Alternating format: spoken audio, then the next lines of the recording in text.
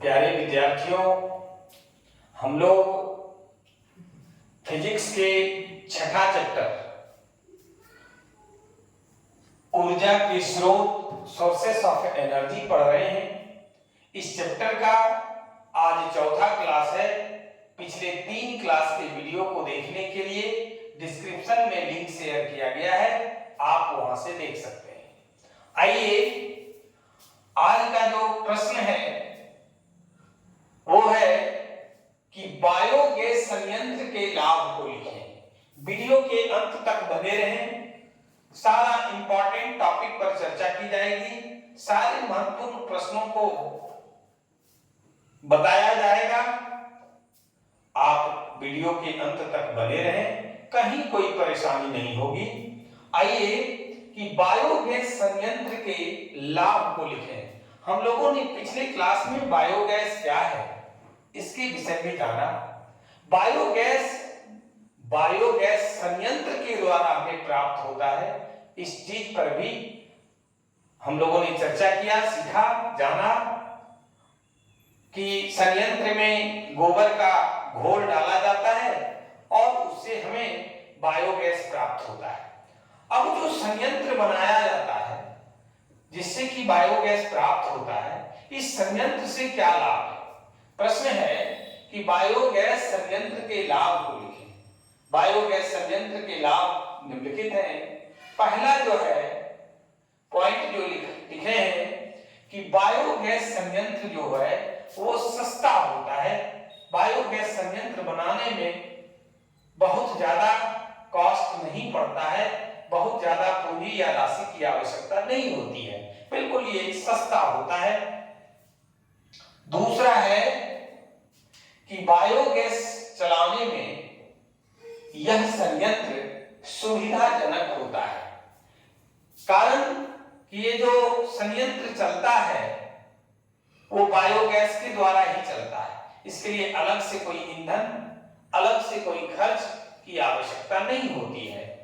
तीसरा जो है कि बायोगैस संयंत्र आसानी से बनाया जा सकता है।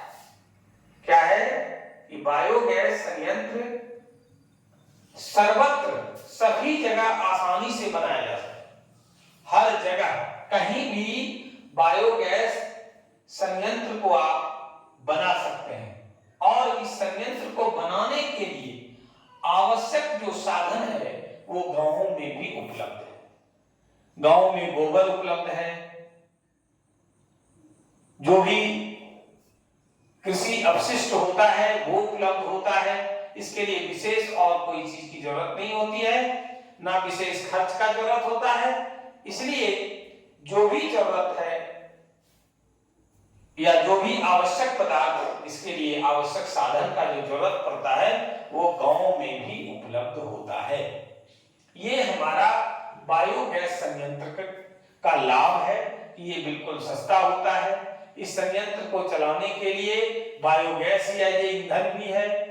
तीसरा कि बायोगैस सर्वत्र सभी जगह इस संयंत्र को लगाया जा सकता है, क्योंकि बायोगैस का जो साधन है जिससे बायोगैस बनता है, इस संयंत्र के लिए जो जो आवश्यक रॉ मटेरियल चाहिए वो गांव में भी उपलब्ध है। अब जो अगला प्रश्न है वो बड़ा ही इंपॉर्टेंट नेचर का प्रश्न है कि पवन ऊर्जा के लाभ को लिखें। हम लोग ये सबसे पहले जानेंगे कि पवन ऊर्जा कहां और किन दशा में प्राप्त होता है। तो पवन ऊर्जा वैसे जगहों पर प्राप्त किया जाता है जहां सुनसान जगह हो, खाली जगह हो, पहाड़ी इलाका हो, ऊंचा जगह हो, और जो सबसे ज्यादा जरूरत है पवन ऊर्जा के लिए वो है कि 15 किलोमीटर प्रति घंटा के अधिक चाल से वायु हमेशा चलती रहे, बहती रहे।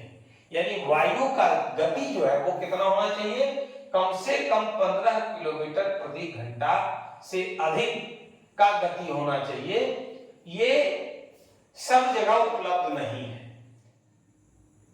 जहां पर उपलब्ध है वहीं आप पवन ऊर्जा के लिए फार्म का निर्माण कर सकते हैं, लगा सकते हैं। अब है कि आखिर 15 किलोमीटर प्रति सेकेंड प्रति घंटा के अधिक चाल से हवा चलनी चाहिए, तो हमें फिर पवन ऊर्जा प्राप्त कैसे होता है? तो इसके लिए थोड़ा ये कॉस्टली होता है संयंत्र। इसके लिए बड़ा बड़ा पिलर लगाया जाता है धातु का, और उसमें बड़ा बड़ा पत्ती ब्लेड लगाया जाता है और उसको हवा की दिशा की तरफ रखा जाता है। और जब हवा तेज गति से चलती है तो उस पंखी को, उस पत्ती को घुमा देता है, और जिससे हमें बिजली प्राप्त होती है, ऊर्जा प्राप्त होती है, और उसको पवन चक्की कहा जाता है। और पवन चक्की के द्वारा जो ऊर्जा प्राप्त होती है उसी को पवन ऊर्जा कहते हैं। अब आइए कि पवन ऊर्जा के लाभ क्या है। आइए कि पवन ऊर्जा के लाभ निम्नलिखित हैं, बिल्कुल प्रश्न उत्तर कर दिया गया है। आप अपने नोटबुक में इसको नोट करें। एक भी प्रश्न आपका वीडियो से बाहर नहीं आएगा, ये बार बार मैं आप लोगों को भरोसा और विश्वास दिला रहा हूं। तो पवन ऊर्जा नवीकरणीय ऊर्जा का पर्यावरण अनुकूल और दक्ष स्रोत है। हम लोग ये जानिए सबसे पहले क्या इसका मतलब होता है।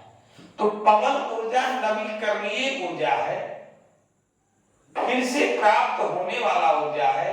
एक बार हम लोग इसका इस्तेमाल कर लिए तो फिर दोबारा भी हमें प्राप्त हो जाता है। ये समाप्त होने वाला ऊर्जा नहीं है। इसलिए एक ऑब्जेक्टिव भी यहां बन रहा है कि पवन ऊर्जा नवीकरणीय ऊर्जा का उदाहरण है। हम लोग इसका इस्तेमाल करेंगे तो ये समाप्त नहीं होगा। इसलिए नहीं होगा कि हवा कभी समाप्त होने का चीज नहीं है, वायु कभी समाप्त होने का चीज नहीं है ना। इसलिए पवन ऊर्जा भी नवीकरणीय ऊर्जा का उदाहरण है। और दूसरा, पर्यावरण अनुकूल है, पर्यावरण के अनुकूल है। ये किसी प्रकार का इससे प्रदूषण नहीं होता है। हवा चलती है और उससे पवन चक्की लगाया जाता है और उससे ये प्राप्त किया जाता है। और दक्ष स्रोत है, उत्तम स्रोत है, अच्छा स्रोत है। अगला है कि विद्युत उत्पादन के लिए आवर्तक व्यय आवश्यक नहीं होता है। कारण जो फार्म लगाया जाता है, पवन चक्की जो लगाया जाता है, तो पवन चक्की चलाने के लिए किसी प्रकार का कोई एक बार जैसे मान लीजिए पिलर खड़ा किए या फार्म लगाने में, ब्लेड लगाने में, जो संयंत्र लगाने में जो खर्च आवे, लेकिन फिर दोबारा इसको चलाने के लिए किसी प्रकार का एक्स्ट्रा ईंधन की आवश्यकता नहीं पड़ती है। आवर्तक व्यय का जरूरत नहीं पड़ता है, रेकरिंग एक्सपेंडिचर का की आवश्यकता नहीं पड़ती है। ये एक खासियत है। एक बार लगा दिए और वो हवा चलती है, जिससे कि पवन चक्की घूमता है, वो ब्लेड घूमता है और उससे हमें ऊर्जा प्राप्त हो जाती है। तो हम लोगों ने क्या देखा कि पवन ऊर्जा नवीकरणीय ऊर्जा का पर्यावरण अनुकूल और दक्ष स्रोत है, उत्तम स्रोत है, अच्छा स्रोत है। दूसरा कि विद्युत उत्पादन के लिए आवर्तक व्यय आवश्यक नहीं होता है, किसी प्रकार का एक्स्ट्रा खर्च का जरूरत नहीं पड़ता है, बार बार खर्च करने का जरूरत नहीं पड़ता है। एक बार प्लांट लगा दिया गया, जो भी प्लांट लगाने में व्यय होता है इसके अलावा कोई खर्च नहीं होता है। अब आइए, अभी हम लोगों ने देखा कि पवन ऊर्जा के लाभ क्या क्या है, एडवांटेजेस क्या क्या है। अब है कि जहां लाभ है वहां हानि भी, जहां गुण है वहां दोष भी है। क्या है तो देखें जरा कि पवन ऊर्जा की सीमाएं क्या क्या है। सीमाएं को लिखें, लिमिटेशंस को लिखें। तो पवन ऊर्जा की सीमाएं निम्नलिखित हैं। पहला है कि पवन ऊर्जा फार्म उन्हीं स्थानों पर स्थापित किए जाते हैं, किए जा सकते हैं जहां वर्ष के अधिक भाग तक पवन चलता हो।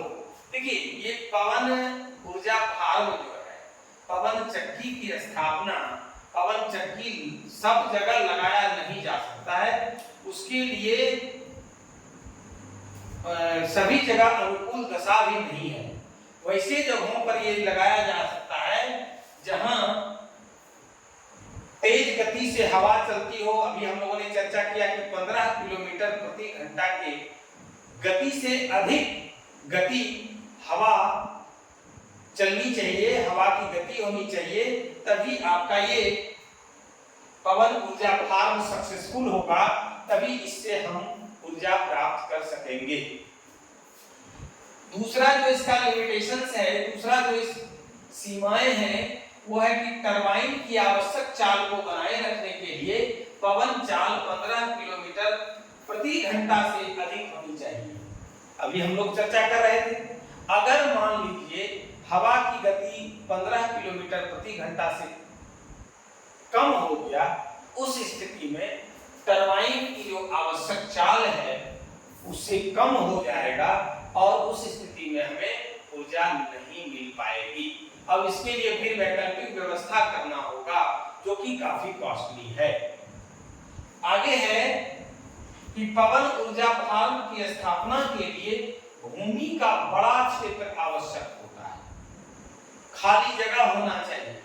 अब अगर आप 1 मेगावाट बिजली का उत्पादन करते हैं तो उसके लिए 2 हेक्टेयर भूमि खाली होना चाहिए। अब बताइए सब लोगों को सिर्फ ऊर्जा के लिए ही 2 हेक्टेयर और 10 हेक्टेयर भूमि कहां से उपलब्ध होगा? इस परिस्थिति में भी ये एक तरह से इसकी बुराई है, सीमा है, लिमिटेशंस है, क्योंकि उतना जगह उपलब्ध नहीं है। चौथा और अंतिम जो इसका पॉइंट है कि फार्म के संस्थापन की प्रारंभिक लागत जो होती है वो बहुत अधिक होती है। एक आम इंसान के लिए, एक मध्यम वर्गीय परिवार के लिए इतना बड़ा प्लान, इतना बड़ा कॉस्ट जुटाना मुश्किल है। ये भी पवन ऊर्जा फार्म का एक सीमा है, एक बुराई है, इससे एक हानि कह सकते हैं है। अब आइए एक पवन ऊर्जा से रिलेटेड इंपॉर्टेंट ऑब्जेक्टिव प्रश्न है, जरा उसको भी हम लोग जान लें कि डेनमार्क को, डेनमार्क देश का नाम है, पवनों का देश कहा जाता है। आपसे पूछा जाएगा कॉम्पिटिटिव एग्जाम में भी या बोर्ड एग्जाम में भी कि दुनिया का कौन सा देश है जिन्हें पवनों का देश कहा जाता है, वो है, आपका जवाब देना है डेनमार्क। इसलिए कि डेनमार्क में 25% से अधिक ऊर्जा जो है वो पवन चक्कियों के द्वारा, पवन ऊर्जा फार्म के द्वारा प्राप्त किया जाता है। इसलिए डेनमार्क को पवन क्या है, पवनों का देश कहा जाता है ना। अब आइए, अगर ये क्लास अच्छा लगा हो, ये वीडियो अच्छा लगा हो तो आप इसको लाइक और शेयर जरूर करें। जो लोग चैनल को अभी तक सब्सक्राइब नहीं किए हैं, सब्सक्राइब करें। आज की क्लास में बस इतना ही, धन्यवाद।